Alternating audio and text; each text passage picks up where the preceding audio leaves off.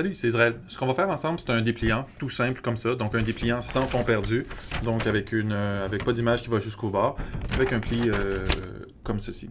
Donc pour faire ce dépliant-là, la première étape, ça va être de prendre une feuille mobile, tout simplement, du format de mon dépliant une fois qu'il est ouvert. Donc d'où l'importance d'aller chercher des spécilèges, d'aller chercher des exemples de ce qu'on va faire. Donc la même taille que mon dépliant. Ensuite, je vais aller explorer les plis sur cette feuille-là. Par exemple, si je choisis mon pli en accordéon, comme ceci, ben, c'est pas la même chose que si je choisis un pli roulé, donc un pli qui est en portefeuille comme ça, ici. Pourquoi? Parce que le volet qui se referme ici, par-dessus j'ai un autre volet, donc ce que ça fait, c'est qu'il y a un phénomène qui s'appelle le renflement. Alors ce volet-là doit être un peu plus petit que celui qui vient par-dessus. Il y a un autre type de pli aussi, donc évidemment ça va jouer sur la taille des volets. Un pli en porte de grange ici ou en pli fenêtre. Donc ça aussi, évidemment, la taille des volets vont être égaux de chacun des côtés, mais évidemment à l'intérieur, c'est la somme des deux. Une fois qu'on a fait ça, une fois qu'on a choisi le type de pli qu'on veut, ben, une étape super importante pour ne pas se mélanger une fois qu'on imprime, c'est de prendre des petites notes, donc d'écrire sur chacun de nos volets qu'est-ce qui sera le premier, A, mais d'ouvrir tout ça ici et d'écrire ensuite A, B, C, D, E, F à l'intérieur. Parce qu'après ça, on a des petites surprises. Alors, on se rend compte que, par exemple, la couverture, elle n'est pas à droite, comme on s'y attendait, elle est à gauche, etc. Donc, il y a des petites surprises qui peuvent arriver, puis évidemment, ça va dépendre de notre pli. Et ça va être super important lorsqu'on rentre dans l'ordinateur, parce que ça va nous donner des indications sur l'impression pour que les bons volets arrivent aux bons endroits. Par la suite, une fois que c'est fait, ben là, ce qu'on peut faire, c'est qu'on peut venir utiliser ce qu'on a pris, donc notre demi de pliage, puis faire un croquis, tout en respectant les différents éléments qu'on a mis. Alors, je l'ai ouvert, je l'ai fermé, avec mes différentes indications. Donc ça va me servir de guide tout au long de ma production infographique. Par la suite, il s'agit de déterminer la largeur de chacun des volets de votre dépliant. Alors, une bonne vieille règle. Et après ça, on s'en vient mesurer chacun des volets ici de notre dépliant pour mettre en page notre document InDesign. Ou alors, ce que je conseillerais peut-être, à moins qu'on utilise un pli particulier ou un papier particulier, ce serait de trouver le site d'un imprimeur qui fait ce type de dépliant. Et là, il va nous donner exactement l'épaisseur, la largeur de chacun des volets, puis il va même nous donner un gabarit. On va aller voir ensemble. Avec une petite recherche Google, je suis arrivé à trouver un imprimeur qui n'était pas trop loin d'ici. Ça reste important parce que, dépendamment qu'on soit en Europe ou en Amérique, les formats de papier peuvent varier. Puis après, ben, c'est bon de pouvoir tout simplement faire livrer notre commande puis que ça ne nous coûte pas les yeux de la tête. Alors, Lito Rosemont, pas trop loin d'ici. Et je vais essayer de voir s'ils ont mon truc. Alors, ça va bien parce que tu vois, dépliant, ils ont ça.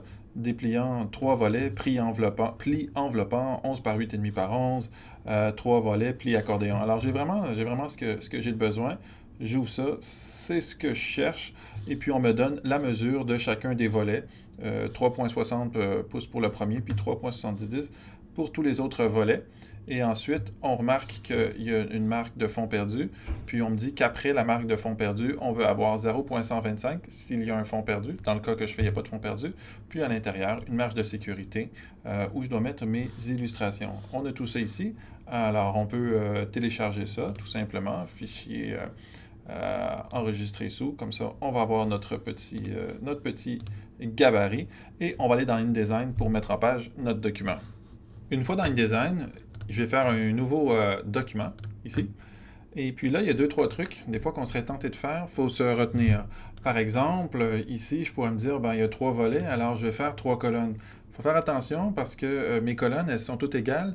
Puis, dans le cas, par exemple, d'un dépliant qui est en pli roulé, en pli portefeuille, ben, mon premier volet, il est plus petit que mes 2 autres. Alors, ça ne marchera pas. OK?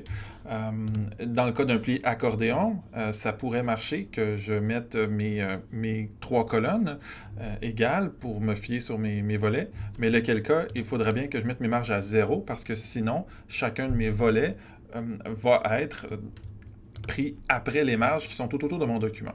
Alors, je vais plutôt vous proposer cette manière de faire. Donc, je vais plutôt vous proposer de faire une seule colonne dans votre document, peu en importe la gouttière, et des marges intérieures de 0,125 parce que ces marges intérieures, ça représente la marge de sécurité ici, qui est tout simplement une distance. L'imprimante a besoin de ça pour prendre le document puis l'avancer.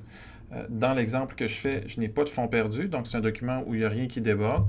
Si j'avais du fond perdu, donc s'il y avait des images qui allaient jusqu'au bord du document, je viendrais ici pour paramétrer mon fond perdu, puis pour faire dépasser les images en respect de ces marges de fond perdu. Alors j'y suis, 8,5 par 11, donc 11 par 8,5 en paysage, une page pour le début, puis des marges intérieures à 0,125 avec une seule colonne. J'ai 0 au niveau du fond perdu. Je crée mon document. Alors là, j'ai mon document avec les marges qui sont ici. Dans mes calques, je pourrais me créer un premier calque qui seront mes guides de pli, tout simplement, parce que c'est bien d'avoir un certain ordre là-dedans.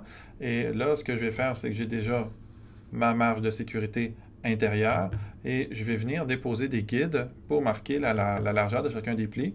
Donc, je vais cliquer dans ma règle, je vais glisser un guide ici sur la page, puis je peux venir écrire tout simplement que mon premier guide, je le veux à 3,60 pouces ici, 3,6 pouces, dis-je, pour que mon premier volet fasse 3,6 pouces, comme c'est le cas dans mon dépliant.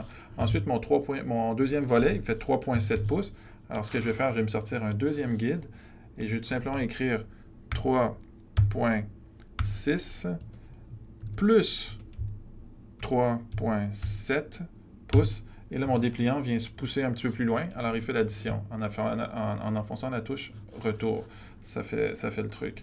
Donc, j'ai mon premier volet, mon deuxième volet et mon troisième volet qui est là. Ensuite, ce que je vous conseille de faire, c'est de structurer un peu votre document avec des guides, avec une grille. Alors, ici encore, comme on le fait sur une page, eh bien, on ne peut pas aller afficher la grille parce que la grille du document va s'afficher à toute la page et non à chacun des volets. Il y aurait une possibilité aussi de faire chacun des volets, donc la largeur, 3 pages par exemple pour les 3 volets, puis 3 autres pages pour les 3 volets du dos. C'est une technique un peu plus complexe qui n'est pas mauvaise, mais que pour le moment, je n'ai pas voulu explorer avec vous, je le fais juste sur une page. Alors pour ce faire, pour avoir une certaine grille au document, ce que je vais faire, je vais me faire un nouveau calque que je vais appeler grille ici.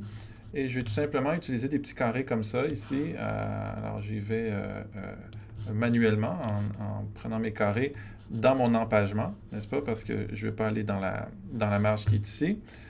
Et je vais venir tout simplement déposer un guide à la moitié de ça ici. Puis ensuite, je peux prendre ma boîte ici, la rendre très grande comme ça. Ça me donne la moitié pour faire mon guide horizontal.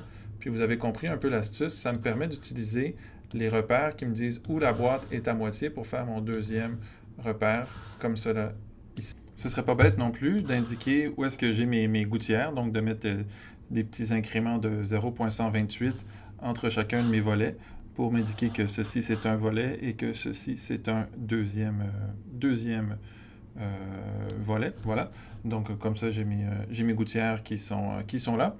Et puis, par la suite, on pourrait être tenté de dupliquer tout ça, mais on se retient, encore une fois, parce que vous vous en rappelez, hein?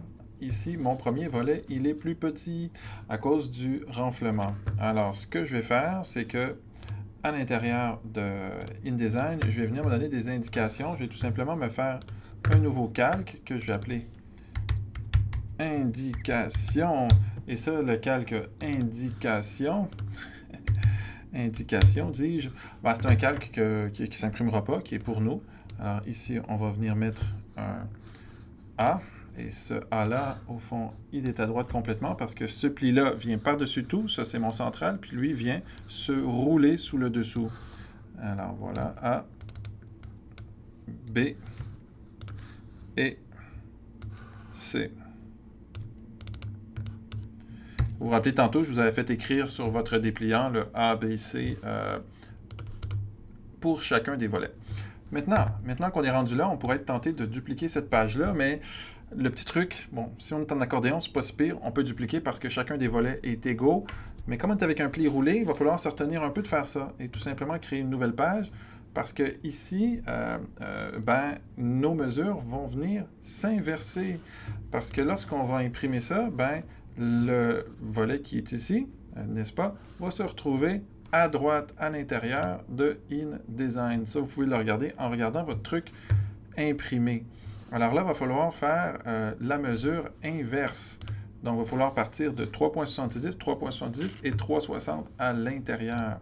Donc, je vais partir avec mon nouveau document ici, 3,70 un premier, ensuite un deuxième ici, 3.70, plus 3.70, Enter.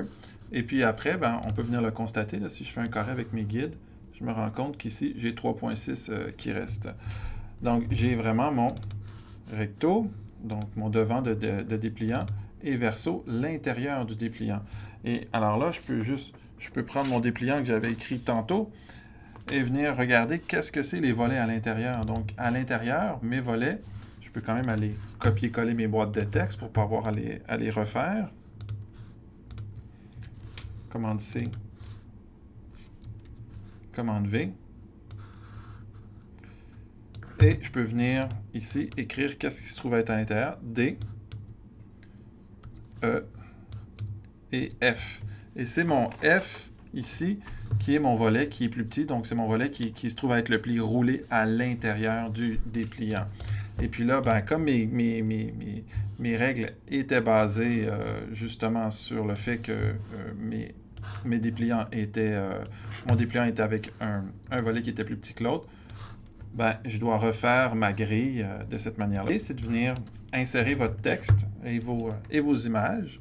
Alors, votre texte, souvent, les clients envoient ça en Word, comme c'est le cas ici.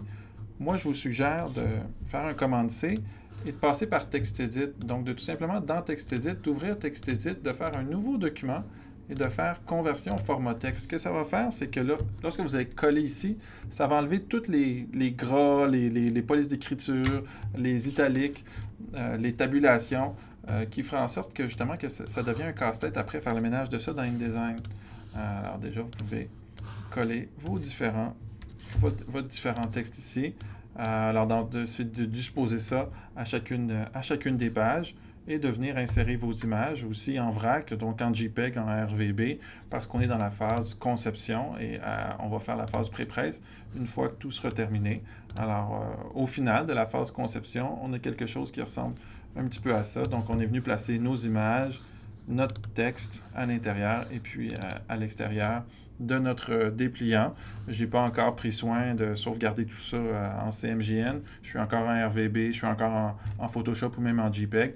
Puis par la suite, je vais rafraîchir mes liens avec mes documents finaux. Puis je vais rafraîchir mon texte aussi. Je vais venir styliser mon texte avec les différents outils d'InDesign, mais ça sera pour un autre